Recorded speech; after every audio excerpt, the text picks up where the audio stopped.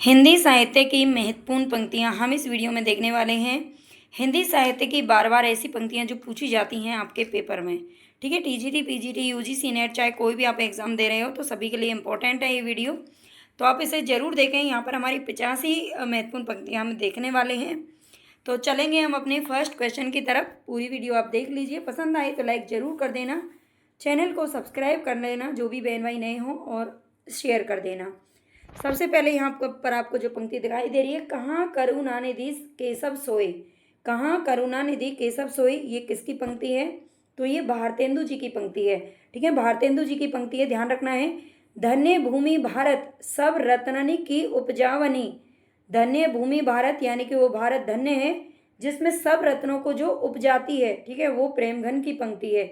थोड़ा एक दो बार इनको अच्छे से आप रिपीट करेंगे तो ये आपको याद हो जाएगी। इसकी जो पीडीएफ है वो मैं टेलीग्राम पे डाल दूंगी, आप टेलीग्राम चैनल भी ज्वाइन कर लीजिएगा। धन्य भूमि भारत सब रत्ननि की उपजावनी प्रेमघन का है। पढ़ी कमाए कीनो कहाँ हरे देश कलेश। जैसे कंता घर रहे तैसे रहे विदेश। ये प्रताप नारायण मिश्र जी की पंक्ति है। पढ़ी कमाए कीनो कहाँ हरे देश कलेश। तोड़ने ही होंगे मठ और गढ़ सभी। ये मुक्ति बोध की पंक्तियां हैं।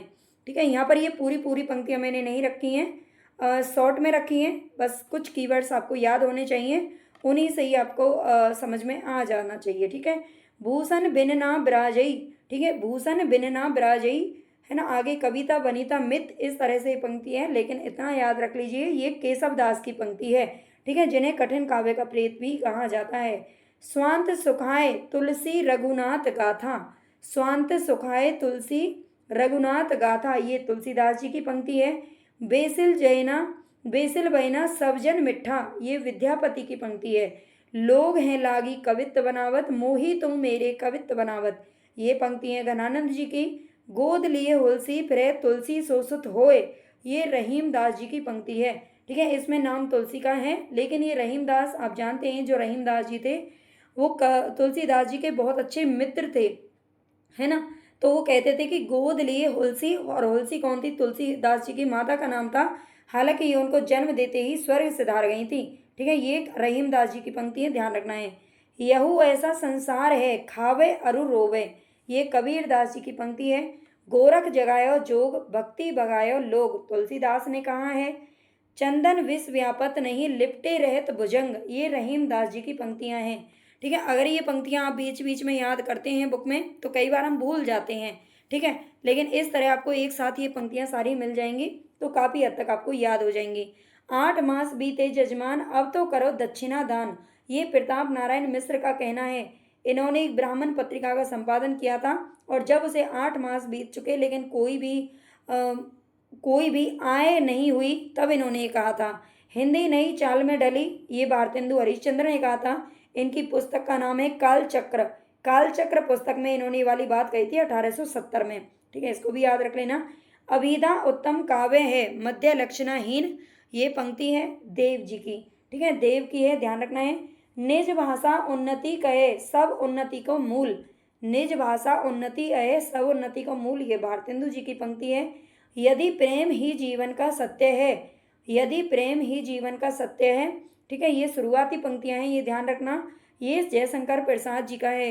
करते तुलसीदास भी कैसे मानस नाद, है ना। अगर महावीर का मिलता नहीं उन्हें प्रसाद, आगे ऐसा कुछ बोला गया है, तो ये मैथिली शरण गुप्त जी ने कहा है। ठीक है, करते तुलसीदास भी कैसे मानस नाद, ये मैथिली शरण गुप्त ने कहा है।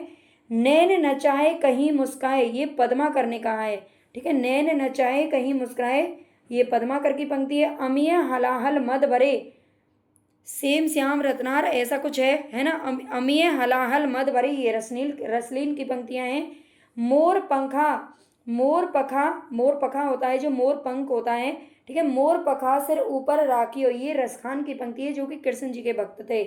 ओ में जानी कवित असकीना, ये जायसी की पंक्तियां हैं। भूली चकोर दीठी मुकलावा, ये भी जायसी की पंक्ति है। धूल भरे अति शोभित श्याम जू की चोटी, धूल भरे अति शोभित श्याम जू की चोटी, ये रसखान की पंक्तियां हैं। आप 2-3 बार इनको रिवाइज कर लेना तो अच्छे से आपको याद हो जाएंगे। अरुण यह मधुमेह देश हमारा, जयशंकर प्रसाद की पंक्तियां हैं।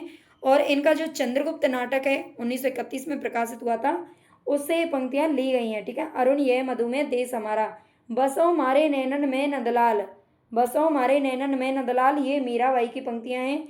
भक्तन को कहाँ सीख रिसो काम, भक्तन को कहाँ सीख रिसो काम, ये कुंभन दास की पंक्तियाँ हैं। कुंभन दास को एक बार अकबर ने अपने दरबार में बुलाया था, तब इन्होंने कहा था कि भक्तन को कहा कि हम तो भगवान के भक्त हैं, हमें राजा के दरबार से क्या लेना देना है।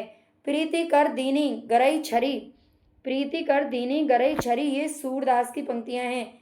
तुम दीपक हम बाती, ये रविदास की पंक्तियां हैं। ठीक है, ये रविदास की हैं, ध्यान रखना है।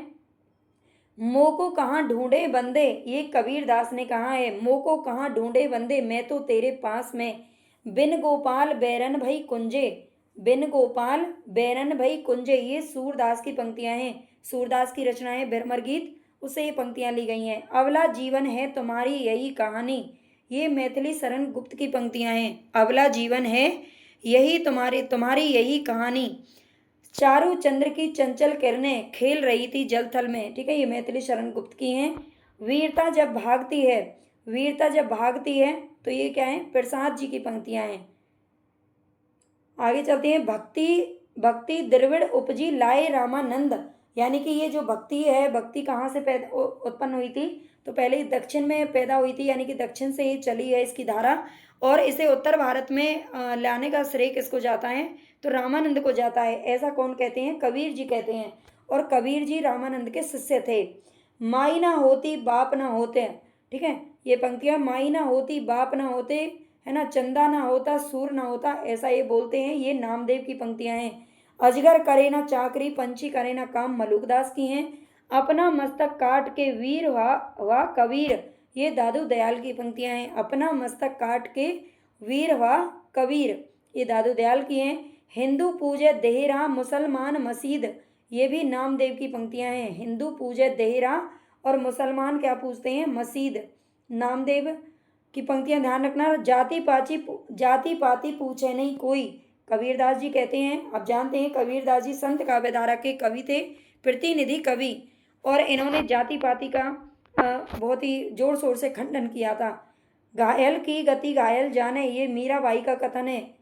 दुर्बल को ना सताई है जाकर मोटी हाय, दुर्बल को ना सताई है जाकर मोटी हाय, ये कबीरदास जी की है। मौसम कौन कुटिल खल कामी, ये सूरदास ने कहा है। मौसम कौन कुटिल खल कामी, मतलब मेरे समान और दूसरा कोई भी कुटिल खल, है ना, खल शत्रु को बोलते हैं, कामी मतलब ऐसा कोई भी नहीं है, मेरे अंदर है जो भी बुराई है, ऐसा सूरदास जी कहते हैं। काग के भाग बड़े सजनी, ले गए हाथ सो माखन रोटी, है ना, ये किसकी है, रस खान की पंक्तियां हैं। पहले प्रीत गुरु से कीजे, पहले प्रीत गुरु से कीजे, ये उस्मान की पंक्तियां हैं। उस्मान की चित्रावली नामक एक रचना है जो पूछी जाती है। पहले प्रीत गुरु से कीजे, जानत है वे सृजनहारा, है ना, जो कछु है मरम हमारा, ये नूर मोहम्मद की पंक्तियां हैं। नूर मोहम्मद आप जानते हैं, इन्होंने रचनाएं की थी हिंदी भाषा में, और इनको काफ़ी उपलब्ध सुनने को मिले थे मुसलमानों की तरफ से। तब इन्होंने ये बताया था कि जानत है वे सृजनहारा, जो कछु है मरम हमारा। ठीक है, इन्होंने अपनी मतलब सफाई देने की कहीं ना कहीं अपनी कोशिश की है इन पंक्तियों के माध्यम से। मानसु प्रेम भयो बैकुंठ जाए, ये भी जायसे की पंक्तियां हैं। मानसु प्रेम भयो बैकुंठ जाए, हिंदू मग पर पाँव न राखियो, ये भी नूर मोहम्मद की पंक्तियां हैं। ठीक है, नूर मोहम्मद की पंक्तियां याद रखना। हिंदू मग पर पाँव न राखियो, सन 927 आहा कथा, ये किसकी है, जायसी की पंक्तियां हैं। सन 927 आहा कथा में नीर भरी दुख की बदली, महादेवी वर्मा की हैं। तुलसी की रामायण उत्तर की बाइबल, तुलसी की रामायण को उत्तर की बाइबल किसने बताया है, तो ये ग्रियर्सन ने बताया है।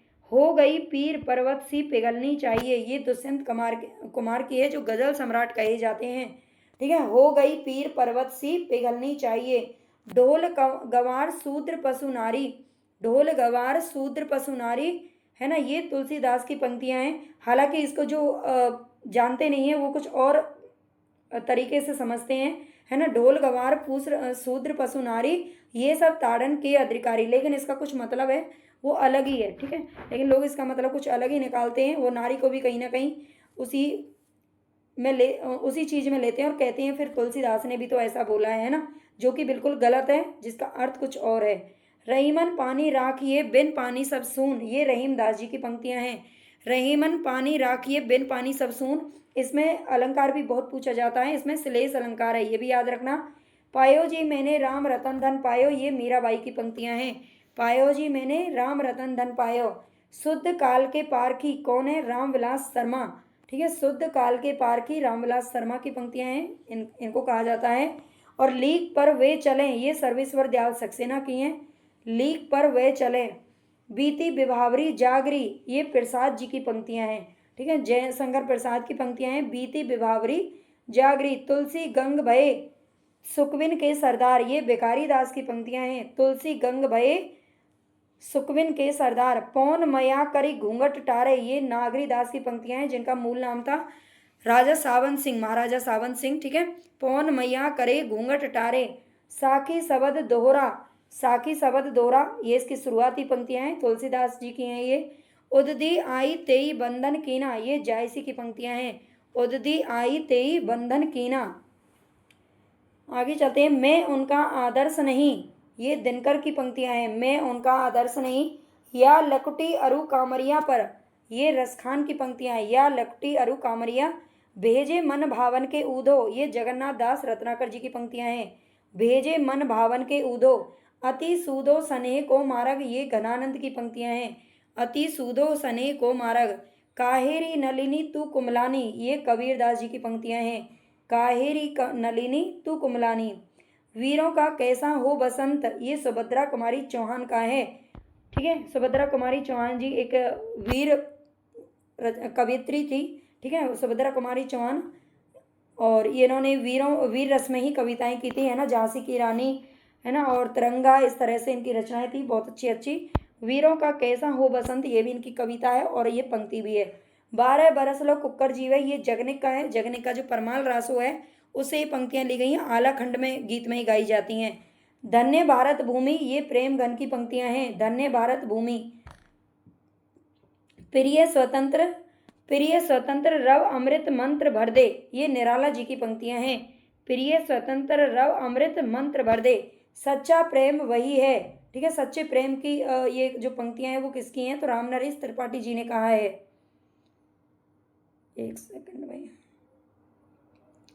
ये रामनरेश त्रिपाठी जी का है। आगे चलते हैं। अगर आपको क्लास पसंद आ रही है तो प्लीज़ लाइक अभी कर देना, है ना, बाद में आप लोग भूल जाते हो। कमेंट करके ज़रूर फीडबैक दिया करो कि आपको क्लास कैसी लगी है ना, और किस किस टॉपिक पर आपको क्लास चाहिए वो भी आप मुझे बता सकते हैं, है ना। एक एक टॉपिक पे ही लेके आती हूँ मैं डेली, और बाकी हमारी 11 बजे लाइव क्लास चलती है, तो उससे भी आप जुड़ सकते हैं। काफ़ी अच्छा क्वेश्चन है जो वहाँ पर कराए जा रहे हैं। 11 बजे हिंदी साहित्य व्याकरण, यानी कि TGT PGT या किसी भी एग्ज़ाम के लिए काफ़ी अच्छे क्वेश्चन है जो मैं कराती हूँ, है ना, रिवीजन क्लास। दुख की पिछली रजनी बीच, ये कामायनी की पंक्तियां हैं। दुख की पिछली रजनी बीच, और कामायनी किसकी है? तो जयशंकर प्रसाद की पंक्तियां हैं। मैं रथ का टूटा हुआ पहिया हूँ, लेकिन मुझे फेंको मत, ये धर्मवीर भारती की पंक्तियां हैं। दशरथ सुत तिहूँ लोक बखाना, ये कबीरदास जी की पंक्तियां हैं। दशरथ सुत तिहूँ लोक बखाना, जगत है सच्चा तनिक ना कच्चा, समझो बच्चा इसका भेद, ये श्रीधर पाठक जी की पंक्तियां हैं, जो कि स्वच्छंदतावादी कवि हैं। जनता की चित्तवृत्तियों का संचित प्रतिबिंब ही साहित्य है, ये रामचंद्र शुक्ल जी ने कहा है। ये साहित्य की परिभाषा उन्होंने दी है कि जनता की चित्तवृत्तियों का जो संचित प्रतिबिंब होता है वही साहित्य होता है ना। साहित्य भी वो अपने कहीं ना कहीं, देखो, अगर कविता हम कर रहे हैं, साहित्य लिख रहे हैं, कोई ग्रंथ लिख रहे हैं, तो हमारे अंदर की जो भावना होती है, हमारे अंदर की जो फीलिंग होती है, हमारे आसपास का जो पर्यावरण होता है ना, जो हमारे चित्त में होता है, उसी को हम कहीं ना कहीं कागज पर उकेरते हैं, है ना। 4 डग हमने भरा तो क्या किया, है पड़ा मैदान कोसों का भी, ये अयोध्या सिंह उपाध्याय की पंक्तियां हैं। आगे चलते हैं। केवल मनोरंजन ना कवि का कर्म होना चाहिए, ये मैथिली शरण गुप्त जी की पंक्तियां हैं। केवल मनोरंजन ना कवि का कर्म होना चाहिए, उसमें उपदेश का भी मर्म होना चाहिए, है ना। जो कविता लिख रहे हैं उसमें कहीं ना कहीं उपदेश भी होना चाहिए, है ना। ऐसा मिलता जुलता कुछ रामावीर प्रसाद द्विवेदी जी ने भी कहा था, है ना। उन्होंने भी यही कहा था कि उपदेशात्मक होनी चाहिए जो हमारी कविता है ना। मनोरंजन तो अब तक बहुत हो चुका। चारू चंद्र की चंचल खिलने, ये मैथिली शरण गुप्त जी की पंक्तियां हैं। पराधीन रहकर अपना सुख शोक ना कह सकता है, वह अपमान जगत में केवल पशु ही सह सकता है। ठीक है, पराधीन रहकर कभी भी जो अपना सुख शोक नहीं कह सकता है। और ये अपमान कौन सह सकते हैं भाई? पशु सह सकते हैं। तो ये राम नरेश त्रिपाठी जी की पंक्तियां हैं। इस करुणा कलित हृदय में अब विकल रागनी बजती, ये जयशंकर प्रसाद की पंक्तियां हैं। नारी तुम केवल श्रद्धा हो, जयशंकर प्रसाद। होगी जय होगी जय होगी जय, हे पुरुषोत्तम नवीन, ये निराला जी की पंक्तियां हैं।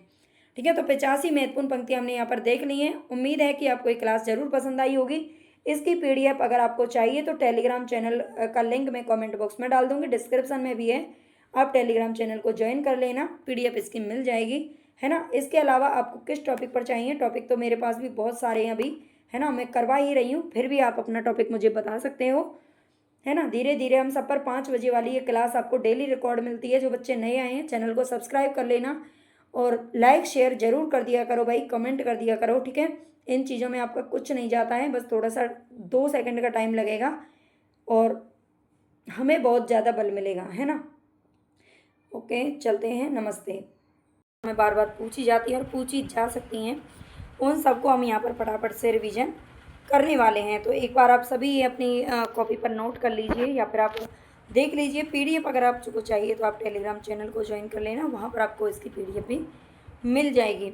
तो चलेंगे अपनी क्लास की तरफ बिना देरी किए, और उससे पहले आप सभी चैनल को सब्सक्राइब जरूर कर लेना, लाइक कर देना और कमेंट बॉक्स में आप अपनी फीडबैक जरूर दिया करो।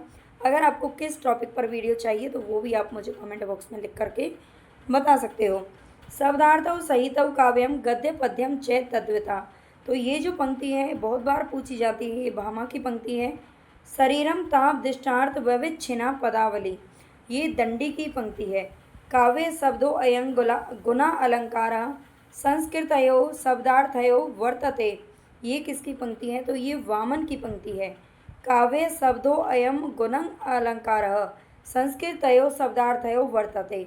ठीक है, आपको पंक्तियां हैं ये देखो। काव्य शास्त्र इतना आसान नहीं है, थोड़ा संस्कृत है, और हम अगर हिंदी वाले बच्चे हैं तो संस्कृत है थोड़ा सा मुश्किल होता है, ज़्यादा तो नहीं है लेकिन थोड़ा सा याद करना कठिन हो जाता है। और ये जो पंक्तियाँ हैं देखने में हमें कभी कभी बिल्कुल एक जैसी लगती हैं, तो इनको अच्छे से आपको एक जगह पर नोट कर लेना है और बार बार याद करना है। ननु शब्दार्थौ काव्यम, ये रुद्रट की पंक्ति है। ठीक है, ननु शब्दार्थौ काव्यम किसकी है? तो ये रुद्रट की पंक्ति है। आगे देखते हैं, शब्दार्थ शरीरम तावत काव्यम, ये किसकी पंक्ति है? तो आनंद वर्धन की पंक्ति है। शब्दार्थ शरीरम तावत काव्यम, आप जानते हैं आनंद वर्धन ध्वनि संप्रदाय के प्रवर्तक थे।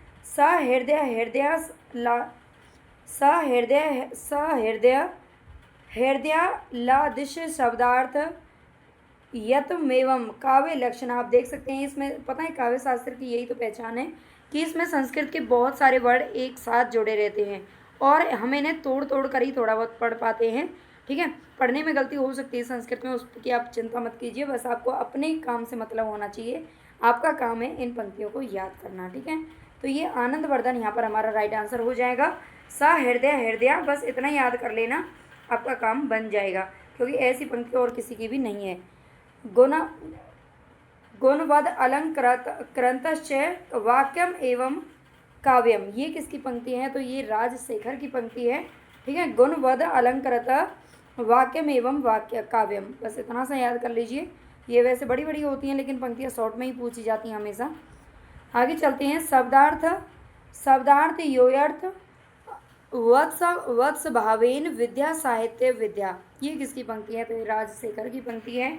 शब्दार्थ योयर्थ वत्स भावेन विद्या साहित्य विद्या। ठीक है, आप अच्छे से पढ़ लीजिएगा, ये राजशेखर की पंक्ति है। शब्दार्थ सहित वक्र कवि व्यापार शालिनी, ये कुंतक की पंक्ति है। शब्दार्थ सहित एक ऊपर ऐसी एक और भी पंक्ति होती है जो भामा की होती है, शब्दार्थ सहित, है ना, और शब्दार्थ सहित वक्र कवि व्यापार शालिनी, ये जो पंक्ति है ये कुंतक जी की है।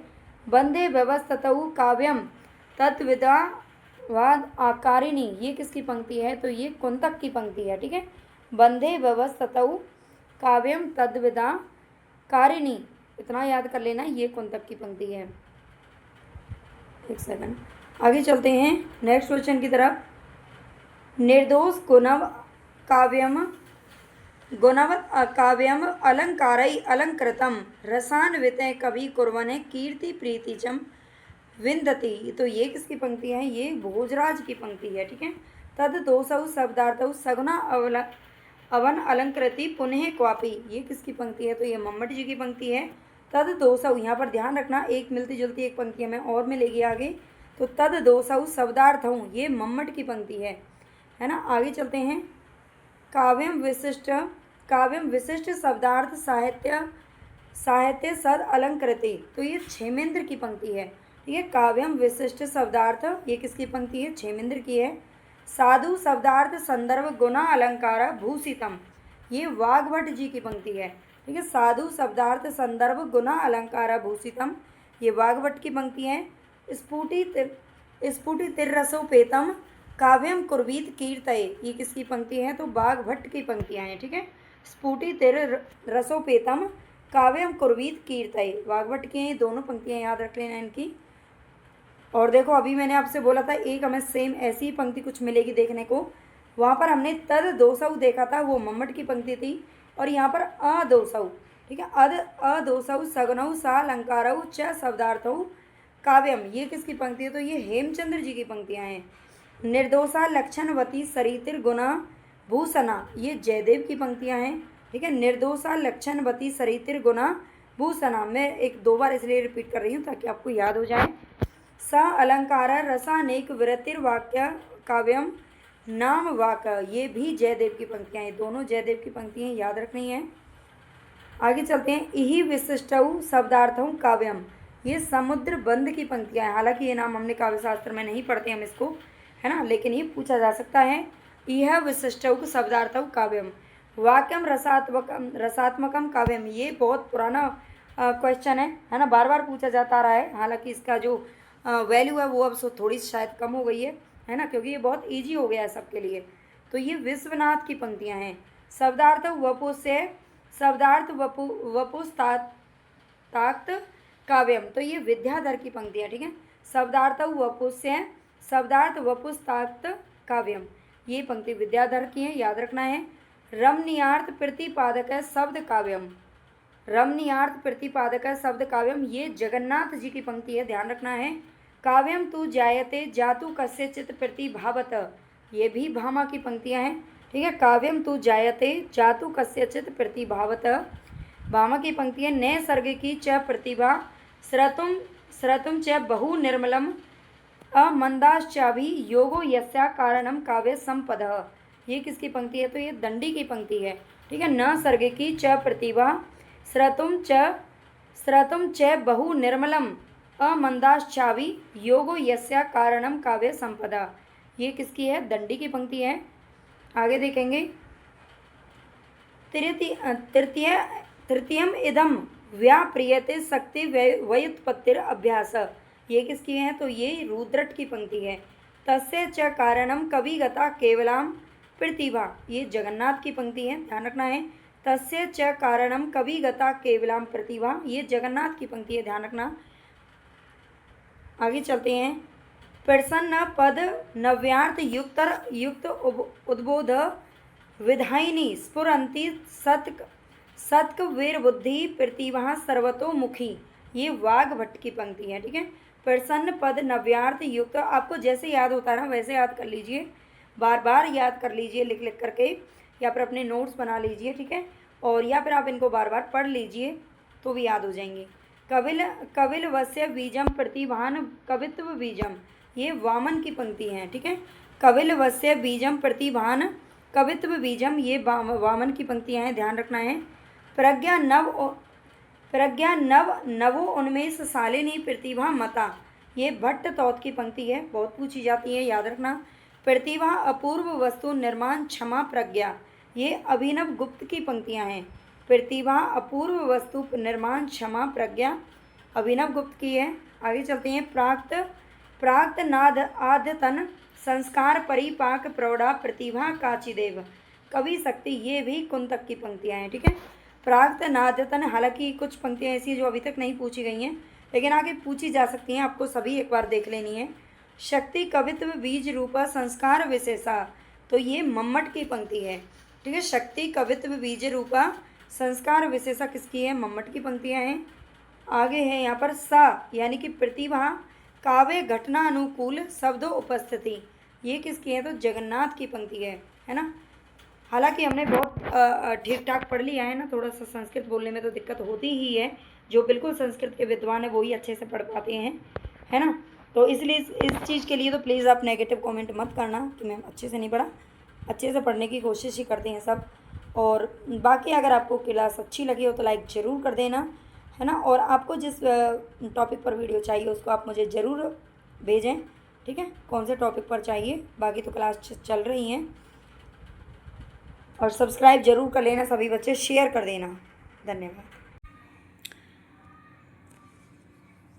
रामचंद्र शुक्ल के महत्वपूर्ण कथन हमें इस क्लास में देखने वाले हैं। उम्मीद है आप सभी को क्लास ज़रूर पसंद आएगी। तो बिना टाइम वेस्ट किए हम आगे चलते हैं। हिंदी को प्रौढ़ साहित्य की भाषा सिद्ध करने के लिए काफ़ी है तुलसीदास। तो ये कथन किसका है? देखो सारे ही जो कथन हैं इसमें 75 से लेकर के 80 तक जो कथन हैं वो सभी शुक्ल जी की किताब से ही हैं और शुक्ल जी ने ही कहे हैं, ठीक है। तो कुछ कथन के बारे में बताया जाएगा कि वो किसके लिए कहे हैं, कुछ कथन उन्होंने वैसे ही बता दिए हैं, ठीक है। तो अच्छे से आप समझ लीजिएगा, एक बार पूरा आप पढ़ेंगे तो समझ में आ जाएगा। हिंदी को प्रौढ़ साहित्य की भाषा सिद्ध करने के लिए काफ़ी हैं कौन? तुलसीदास, ठीक है। शुक्ल जी हिंदी कविता की प्रौढ़ता का आरंभ तुलसी से ही मानते हैं, ये भी ध्यान रखना है। जो शुक्ल जी हैं वो हिंदी कविता की प्रौढ़ता, है ना, कि यानी कि कविता जो थी वो अपने प्रौढ़ रूप में आ चुकी थी। कब? तुलसी से इसका आरंभ वो मानते हैं। शुक्ल जी तुलसीदास को स्मार्त वैष्णव मानते हैं, ये भी ध्यान रखना है। जो शुक्ल जी हैं वो तुलसीदास को स्मार्त वैष्णव मानते हैं। तुलसीदास के बारे में कबीरदास या इनके काफ़ी कथन हैं जो पूछे जाते हैं। तुलसीदास सिद्धों और नाथों के कवि नहीं हैं। हाँ बिल्कुल, वो सिद्धों और नाथों के कवि नहीं हैं। शुक्ल का हृदय कवि, मस्तक आलोचना और जीवन अध्यापक का था, ठीक है। तो ये भी थोड़ा सा आप ध्यान रखिएगा। शुक्ल के बारे में और भी जो कथन है वो भी यहाँ पर आपको मिलेंगे। शुक्ल का हृदय कवि का था, उनका जो मस्तक यानी कि जो दिमाग था वो एक आलोचक का था, और उनका जो जीवन था वो अध्यापक का था, है ना। जैसे अध्यापक हमेशा अपने पूरे जीवन में दूसरों को कुछ ना कुछ सिखाता है, वैसे ही उन्होंने सिखाने का काम किया था। प्रेम दूसरों की आंखों से नहीं अपनी आंखों से देखा जाता है, ठीक है, ये भी उन्हीं का कथन है। भक्ति धर्म की रसात्मक अनुभूति है, भक्ति धर्म की रसात्मक अनुभूति है, ठीक है। बैर क्रोध का अचार या मुरब्बा है। बैर यानी कि अगर हम किसी से बैर ईर्ष्या करते हैं तो क्या होता है? क्रोध को जन्म देता है, क्रोध का ही अचार या मुरब्बा है। ये भी खूब पूछा जाता है कथन। शुक्ल जी के आदर्श कवि कौन है? तो ये तुलसीदास जी हैं, है ना। तुलसीदास की काफ़ी प्रशंसा इन्होंने की है। शुक्ल के इतिहास का ढांचा चिंतन पर आधारित है, ये भी ध्यान रख लेना। जो शुक्ल जी का हिंदी साहित्य का इतिहास है जो 1929 में प्रकाशित हुआ था, ये इसका जो ढांचा है वो इनके चिंतन पर आधारित है। लोक हृदय में हृदय के लीन होने की दशा का नाम क्या है? रस दशा है, यह इनका कथन है। लोक हृदय में, लोक यानी कि जो आम जनता होती है, आम जनता के हृदय में हृदय के लीन होने की दशा का नाम रस दशा है। हिंदी साहित्य के 900 वर्षों के इतिहास को 4 कालखंडों में विभाजित किया है, ये भी ध्यान रखिएगा। जो हिंदी साहित्य के कितने वर्षों के, ये पूछा जाता है। रामचंद्र शुक्ल जी का जो इतिहास है उसमें कितने वर्षों का इतिहास लिखा गया है? तो इन 900 वर्षों के इतिहास को लगभग इन्होंने अपनी जो ग्रंथ है उसमें लिखा है। शुक्ल जी ने केशव को दया विहीन कवि तक कह दिया था। शुक्ल जी ने केशव को, केशव का जो प्रकृति है या उनका जो फेस है, इनके मतलब इनकी नज़रों में वो अच्छा नहीं है ना। तो शुक्ल जी ने केशव को दयाविहीन कवि तक कह दिया था, है ना। दयाविहीन कवि का है केशव दास की, यानी कि इन्होंने कहीं ना कहीं आलोचना ही की है। और शुक्ल जी ने रीति मुक्त कवियों को फुटकल कवियों में स्थान दिया था, ये भी ध्यान रखना है। जो रीति काल है उसके 3 भाग हैं जो कि श्री विश्वनाथ प्रसाद मिश्र ने किए थे, है ना। और रीति मुक्त जो कवि हैं उनको फुटकल कवियों में स्थान इन्होंने दिया है। हिंदी आलोचना का युग पुरुष शुक्ल जी को कहा जाता है, ये भी ध्यान रखिएगा। भक्ति के लिए ब्रह्मा का सगुन होना अनिवार्य है, भक्ति के लिए ब्रह्मा का सगुन होना अनिवार्य है। घनानंद को ब्रज भाषा का मर्मज्ञ कवि इन्होंने बताया है, ठीक है। घनानंद को ब्रज भाषा का मर्मज्ञ कवि बताया है। घनानंद की भी जो भाषा है या उनका जो मार्मिकता है उसको काफ़ी अच्छा इन्होंने बताया है। भाषा के लक्ष्य एवं व्यंजन बल की सीमा कहाँ तक है, इसकी पूरी परख इन्हीं को थी, यानी कि घनानंद के बारे में इन्होंने ये पंक्ति है जो कही है। बोधा एक रसिक कवि थे, बोधा के बारे में है। रीतिकाल के कवियों में यह बड़े ही प्रतिभा संपन्न कवि थे, यानी कि देव के बारे में कथन कहाँ है।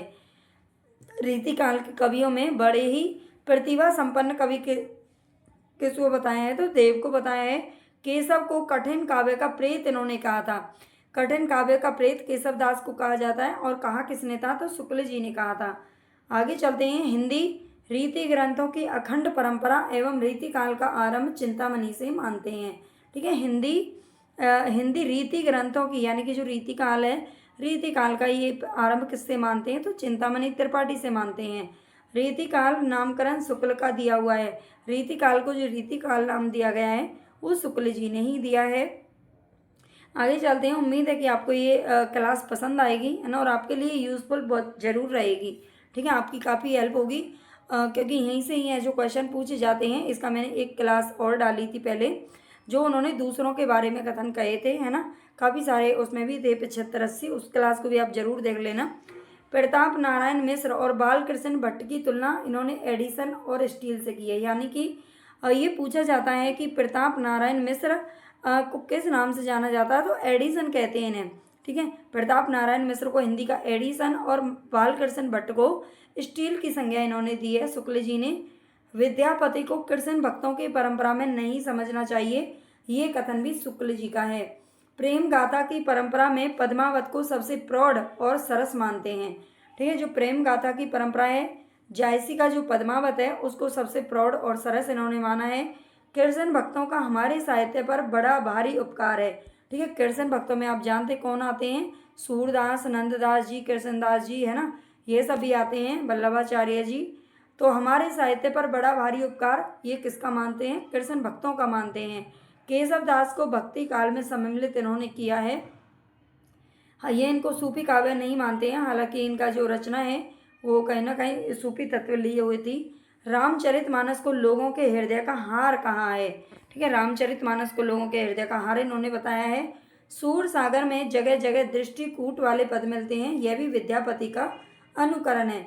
सूरदास का जो सूर सागर है उसमें जगह जगह दृष्टिकूट वाले पद मिलते हैं, ये विद्यापति का अनुकरण इन्होंने बताया है। जायसी का विरह वर्णन हिंदी साहित्य में एक अद्वितीय और अनूठा वर्णन है।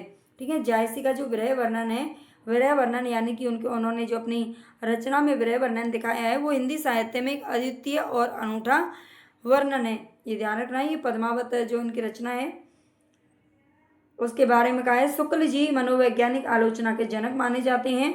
शुक्ल विचारात्मक निबंधों को ही श्रेष्ठ मानते हैं।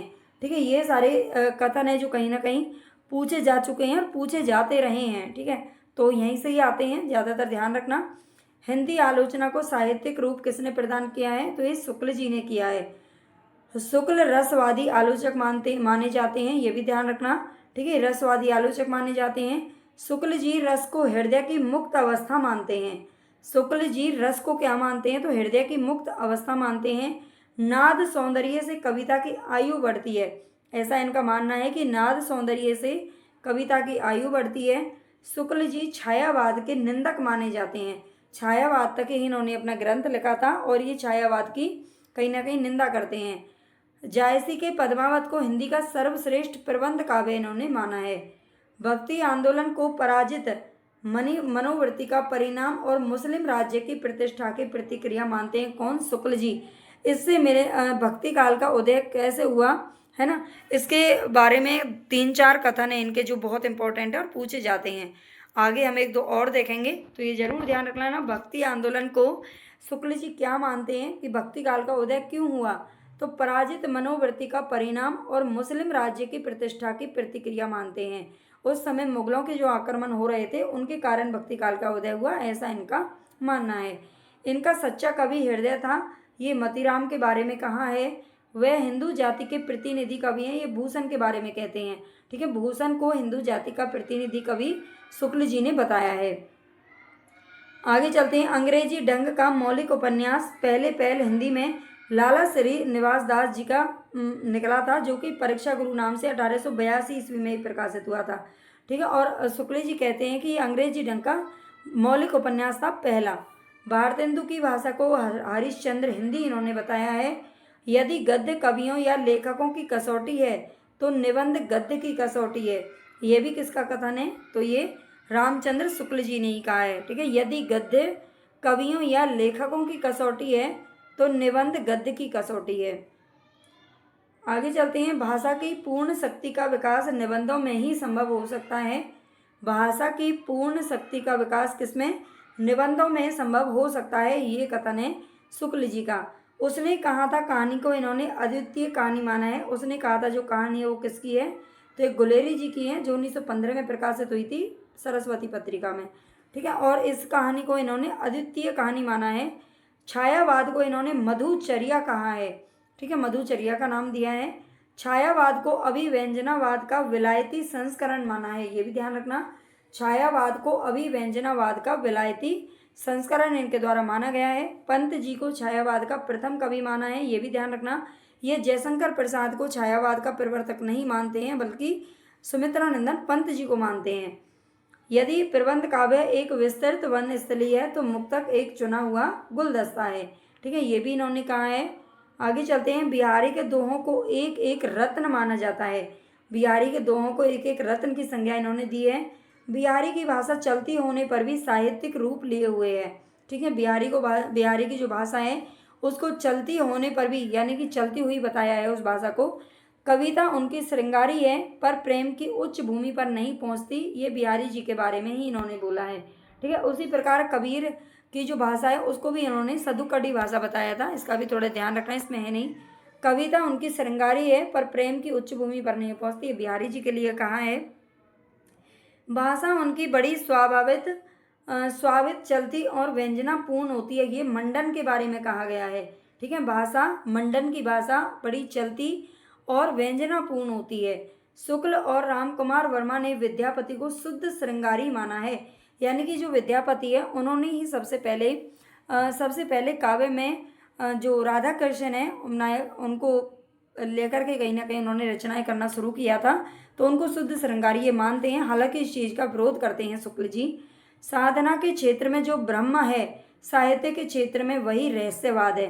ठीक है। रहस्यवाद यानी कि छायावाद को ही रहस्यवाद बोला जाता है, और साधना के क्षेत्र में जो ब्रह्म है उसी को ही साहित्य के क्षेत्र में इन्होंने रहस्यवाद बताया है। घनानंद को साक्षात रस मूर्ति का कवि इन्होंने कहा है।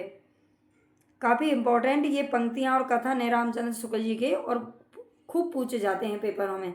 बिहारी के दोहों को रस के छोटे छोटे छींटे कहा है। ठीक है। रस के छोटे छोटे छींटे भी कहा है और रत्न भी बताया है।